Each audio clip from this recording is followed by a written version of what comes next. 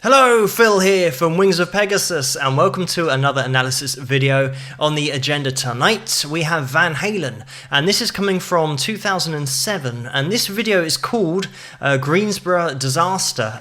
This is one of those videos that I get suggested occasionally about either a string break or a technical issue, and this is a technical issue for Van Halen performing Jump. So let's get these guys on screen and see what the problem is with the performance.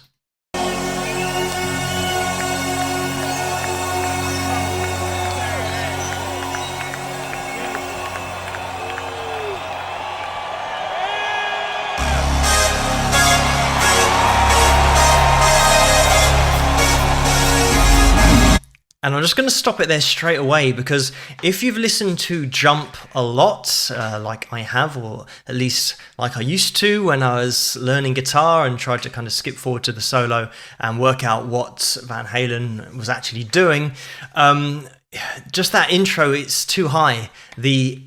Those keyboards are just too high, and you kind of notice that. I'm sure a lot of you watching this who know the track really well, it just instantly pops out at you that there's something off already with it. And yeah, to me, this is the second time that I've seen this video. The first time that I watched it just to see what was going on, it just struck me as too high. And we'll listen to a little bit more and we'll get a vibe as to actually what's going on here.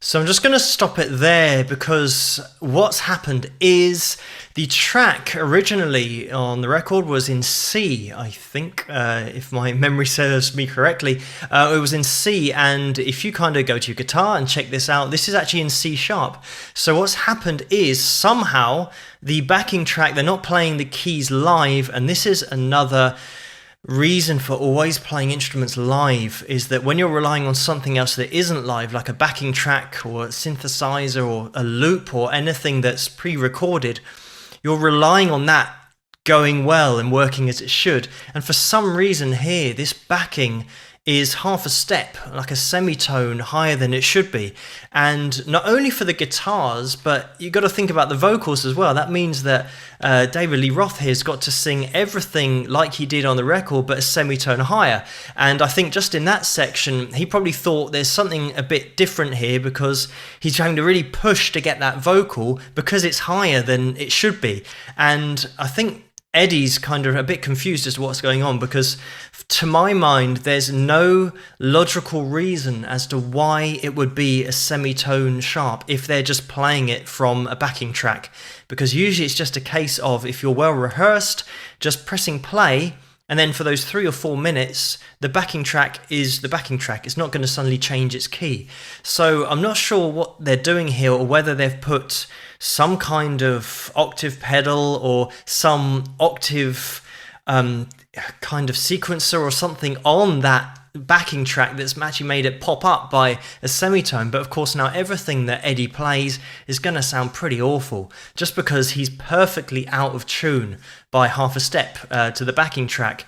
And I can't really make out the bass on this, at least what I'm listening to isn't making the bass really clear, so it's hard to hear whether the bass is actually in C and the backing track's in C sharp.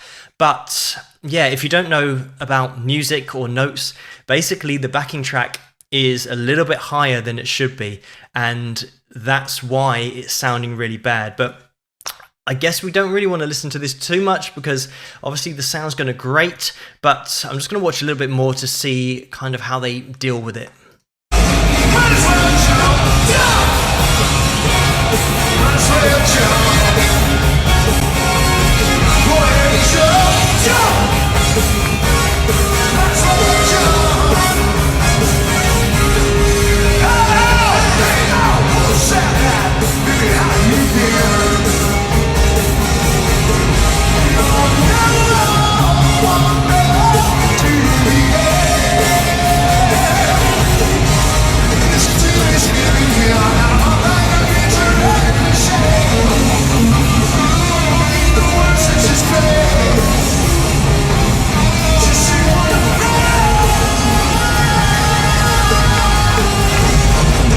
So at this point you can really tell that Eddie is getting put off by what's going on because his slides, he kind of just messed up a couple of slides there.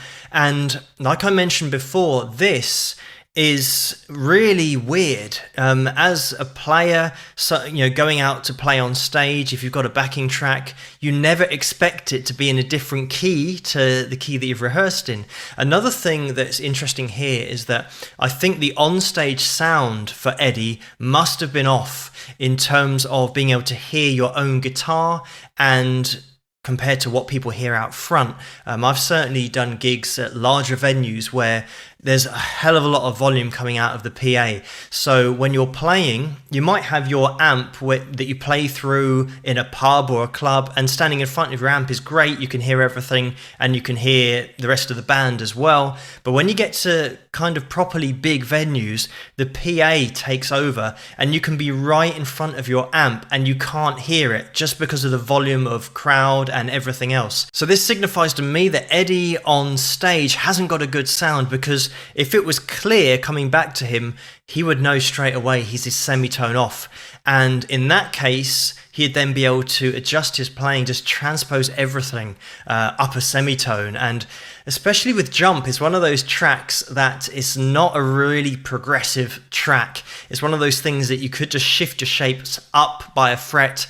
Obviously, some of Van Halen's techniques, especially live, he likes to pull off to open strings and do kind of whammy bar, dive bombs. Those techniques, unfortunately, are now out of the question unless he actually frets the first fret of the guitar and pulls off to that and does a dive bomb, but then he's going to be compromised because he's always going to have to be down at the bottom of the guitar.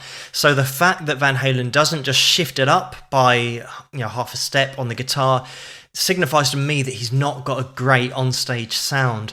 The other thing is, I actually think David Lee Roth is doing a great job here, considering that back in the day, his vocals were a lot fresher, and he's done a lot of gigging since then. And this is all a semitone higher than he was expected to sing in his heyday. So really great job here by David Lee Roth. And I understand if there's little bits where he's struggling, because this is higher than it's ever been. We're just going to watch a little bit more, but I think it's evident here that for me, it's just a really simple issue. But that's one of the things I think Eddie just keeps on playing, because that's one of the things that never enters your mind, that the thing you've been rehearsing to in the backing track has now suddenly changed key. Why would it do that? So this is why I think he's playing on. Another interesting thing is I have been playing on stage as well, where, like I said, at the bigger venues and you can't hear your amp because everything else is so loud, you hear things back that you think are off and out of tune, and you don't know. You think, well, I'm playing everything the same, what's going on here? The great thing about that, if you're playing everything live, then the great thing about playing everything live is you know that you tuned up before you started playing, and you know that all the other guys are going to play exactly what you've rehearsed. So sometimes you hear those harmonic frequencies that fool your ears into thinking it's out of tune. And then you'll watch the video back that other people have recorded, and out front it was a great sound and everything sounds great. But on stage you think, oh, what's going wrong? And I think that's probably what Van Halen's doing here. Sometimes you get those resonant frequencies that kind of bounce around and kind of fool you into thinking you're out of tune. But I think Van Halen's probably thinking that here, but little does he know that it's not one of those situations. It's just the fact that the backing track is actually a semitone off.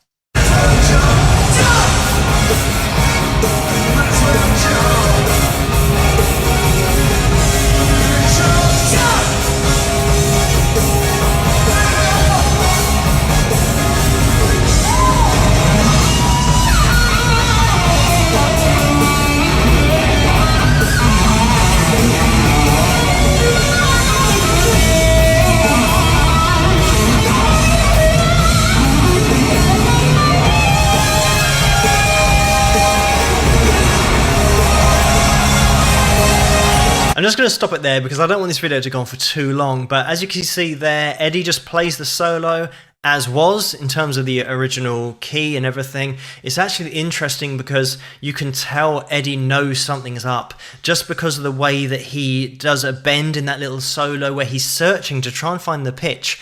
And it's one of those things that it's impossible. This is an impossible situation for Eddie to deal with, other than just either stop playing, and if he doesn't stop playing, if he can't hear on stage what the problem is, that the backing track is a semitone sharp, then what do? There's no way that you can adjust to something that you can't hear. So yeah, it's a really difficult situation here, and it's one of those ones you just got to write off as an absolute disaster technically. Nothing to do with the band. It's just the people behind the scenes and the guy that's maybe operating the mixing desk. I don't know what is going on. I'm at a loss to know how it came out as semitone sharp, but it's one of those things. There's nothing you can do about it. Just one of those days. It's always a case of, if you don't want to be, relying on technology and you don't want to be kind of shown up live, just do it all live. Especially if you've got the ability to, Van Halen certainly have got the ability. One of those things, it's always going to be tough to figure out what the hell was going on here. But if anybody knows why it was semitone sharp, then let me know in the comments below. It'd be really interesting to hear your input. But thank you for suggesting this video for me to take a look at. It's a little bit different, but let me know what you guys think in the comments below. If you like this video, please give it a thumbs up and subscribe, and I'll see you guys at the next one. Rock!